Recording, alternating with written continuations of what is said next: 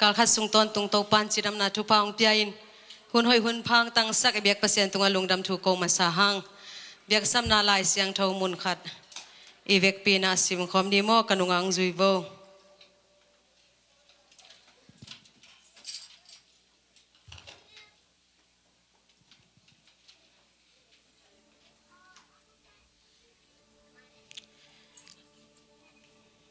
late nambat nga tang sangi na keya hi le akijing na yin na kip suangin na in sunga katum dinga nang ma za tang na to asyang tho na biakin lam nga in kong beding hi Topa kamal SEMSEM mi mal khat kim sia tunga topa na thakin thupang pe kim sia ta hen hallelujah nakya nga te na no setin la hoi nge chei lo na pon sil to kilom lo te na ki chi bo tuni bel ni dang jong mu mu ma be ngot tuni bela thakin na hoi nya ru che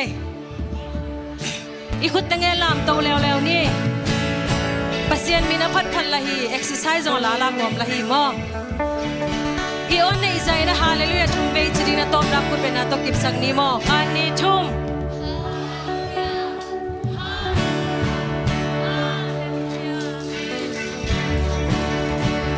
biakin tung nuam khem pe zong tung khin lowin ob dei nga khem pe zong tung kim lowa tung nuam ke le chin zong paw lap zong thei lo hi te te min na hi hun nu nung sunga kiniam khet takina lungsim tak pi to Topa Khephung zot nai na nadang khem pe sangina man phazo hi uten autte tu ni na Topa Khephung kiniam khet takina na zot na kale Topa na dei na ke ching sak ding hi tu ni na ke ki ching ke lo ing na chi kha kale a ki ching lo te ki ching sak Topa Khephung zot kom ding hi hang kathane lo mi te ban zo king a chi kha kale tu ni na athanem te atha khau sak Topa Khephung zot kom ding hi hang kalungsim mama ki zo ke lo ing hi zo king na chi khak le